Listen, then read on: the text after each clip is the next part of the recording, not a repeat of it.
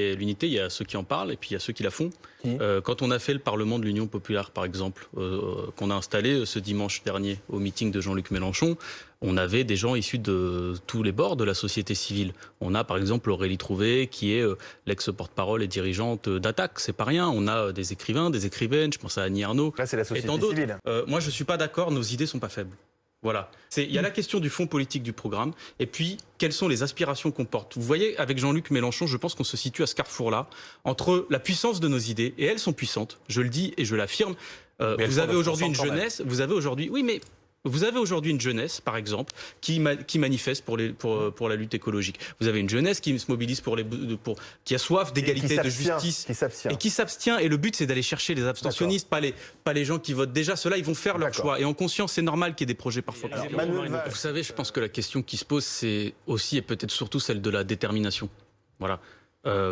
Jean-Luc Mélenchon, par exemple, c'est un candidat qui est déterminé à dire qu'on peut éradiquer la misère. Pas négocier la misère, pas négocier avec les débris de pauvreté, l'éradiquer. Et pour ça, on a un programme, on a travaillé.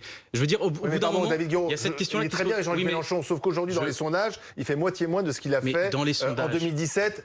Donc, déjà en 2017, il a de peu manqué la possibilité de se qualifier au deuxième tour. Là, il est très loin. Donc, est-ce qu'il sert à quoi la candidature de Jean-Luc Mélenchon? À gagner.